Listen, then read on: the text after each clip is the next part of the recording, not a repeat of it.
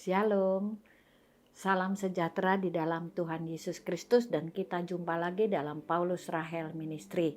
Topik kali ini adalah bagaimana menyikapi orang yang tidak suka sama kita.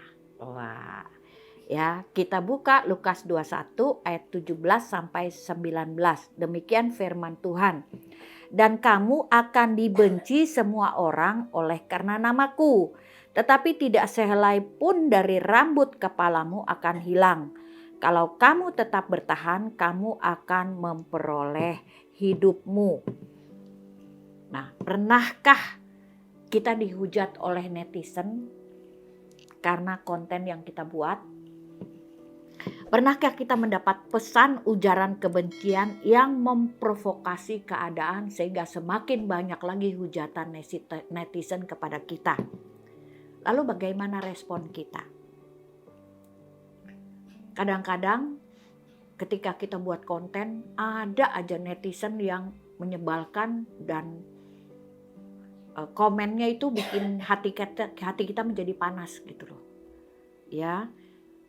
Lalu apa reaksi kita? Saya bagi beberapa poin. Yang pertama, jadikan itu sebagai pembelajaran. Pembelajaran yang bagaimana? Ya udah tahu orang itu nyebelin gitu loh. Nah jangan sampai kita berbuat seperti orang itu. Itu sama juga satu kebodohan. Udah ngerti nggak baik, kenapa kita lakukan? Jadi itu sebagai pembelajaran. Yang kedua, ya kenapa orang membenci kita? Kenapa orang menghujat kita? Kita harus evaluasi diri. Koreksi diri, ini ada sesuatukah yang membuat kita disebelin orang gitu loh. Saya kadang-kadang kalau malam saya evaluasi diri, kok hari ini saya melakukan kebodohan ya?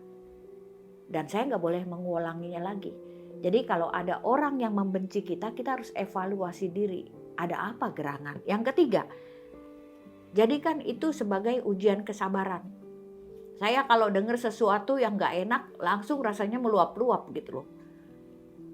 Dan kalau itu kita nggak lulus-lulus ya kita akan di remedial ya di situ terus. Jadikan itu sebagai ujian kesabaran. Lalu selanjutnya, kenapa orang membenci kita? Ya, Tuhan Yesus bilang diam dan tenanglah. Karena kalau kita emosi, kalau orang emosi pasti tindakannya nggak waras.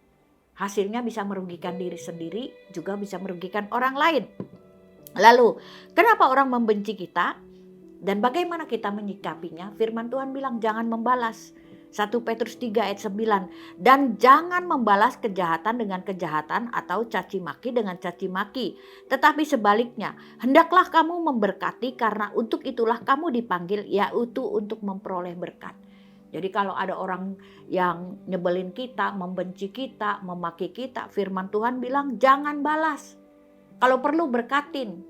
Ketika kita memberkatin orang itu lalu Tuhan bilang, oh orang ini gak layak terima berkat. Ini berkat itu akan balik kepada diri kita sendiri. Yang selanjutnya, ke-6. Firman Tuhan katakan, berkatilah siapa yang menganiaya kamu, berkatilah ya siapa yang menganiaya kamu. Itu firman Tuhan katakan, dan terkutuklah orang yang mengutuk kamu. Seperti saya katakan tadi, ketika kita berkati orang tersebut dan orang tersebut gak layak, maka berkati itu akan lari ke kita. Ketika kita mengutuki orang tersebut, akhirnya nanti kita pun kena kutuk dari perkataan kita.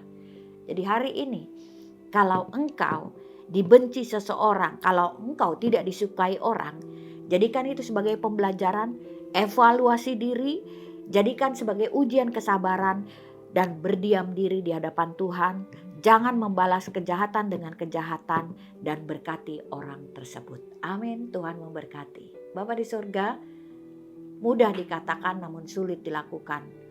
Biarlah kalau hidup kami tidak disukai orang, kami harus koreksi diri. Mungkin tingkah laku kami menyebalkan orang, tingkah laku kami menjadi batu sandungan orang, atau biarlah kami belajar sabar. Belajar untuk menerima keadaan. Biar kami lulus di dalam proses kehidupan. Terima kasih Bapak, kalau hari ini banyak orang-orang, banyak pemirsa yang sedang dalam keadaan kemelut, dihujat orang atau apapun kondisinya. kami percaya pasti ada jalan keluar, dan Roma 8 ayat 28 mengatakan bahwa Allah turut bekerja dalam segala sesuatu untuk mendatangkan kebaikan.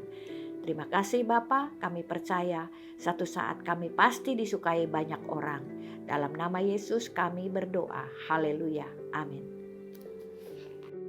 Kepada pemirsa, Bapak, Ibu, Saudara sekalian, kami mengucapkan terima kasih yang sebesar-besarnya yang dengan setia mengikuti Paulus Rahel Ministry.